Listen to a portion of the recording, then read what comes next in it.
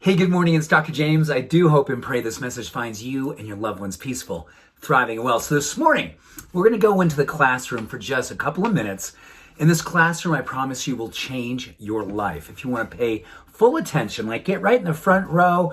When I hear that, I get a little bit of anxiety. I was the kid who was sitting in the way back, but today we're all going to sit in the front row. We're going to lean in. We're going to feel confident. We're going to feel open. We know the teacher is coming from the universe. And this is all about a word that I learned a couple years ago when I was teaching a class in Japan.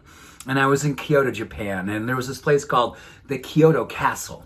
And this is where I got a chance to fully learn about the power of this word. It comes from the Zen tradition, and it's been around for thousands of years. The word is Kaizen. There you go. Kaizen, you may have heard of it. Basically what it means is continuous, never-ending improvement.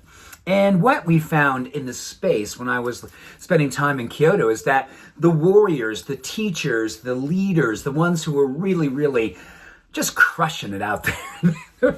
I'm not sure if they used that word, but they were successful, they were powerful, they were hopeful, they were full of love. They were living that Zen tradition, which is all about peace and focus.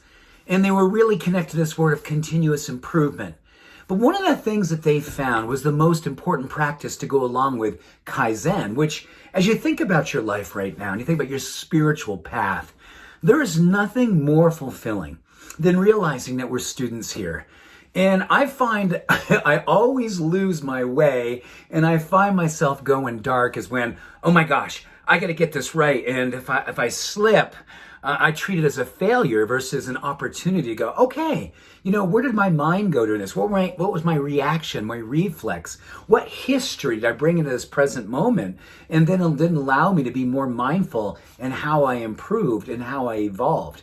And that's what Kaizen is all about. It's it's a way of looking at your life as a continuous improvement, regardless of whether or not it's perfect or a failure or a success or a challenge.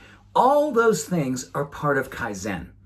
But the key to this is another word that goes deeply into the Buddhist tradition, whether it be Tibetan Buddhism, whether it be Zen Buddhism. This is the word equanimity. Equanimity, which basically means an even mind spirit. Along with that, having composure, calm, and a peaceful return to a place of grace after we have fallen. Oh my goodness, right? I think I have fallen 1,000,000 times in this last year, maybe 100,000 times. And as I look at that word and I think about the opportunity it holds for us, you look at your life, you think of the spirituality of continuous, never-ending improvement with Kaizen. And then you think about the practice of equanimity, that ability to notice, oh my goodness, that's an old pattern of mine, or oh, that's an old, outdated, limiting belief of mine. And when you recognize it, that's equanimity. And then you take an action to say, okay, what can I do now? What I can learn from that? What can I do better to evolve and improve upon that? And then being a witness, being present as you evolve and move forward in your life. I love this, an even mind, an even spirit, having composure and calm and a peaceful return back to that space of grace to allow us to notice that we are getting better all the time through Kaizen. What a beautiful opportunity to put ourselves in the classroom. Look around your life. Who are your teachers?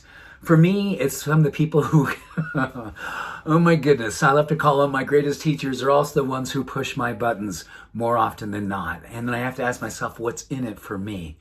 What am I holding myself up against? What am I judging up against? And how can I return to that space of grace? Notice, take an inhalation and ask myself this question. What would love do now? What would love do now? Love would go, I want to have a continuous improvement. Love would say, good for you. You notice. You want to notice that an even mind and even spirit, returning with composure and calm to that peaceful pace of space of grace. What an opportunity to practice out loud. The classroom, the continuing ed, it's always here for us. I'm so glad to be a student right alongside of you. Much love and every blessing. Have a beautiful day. Bye for now.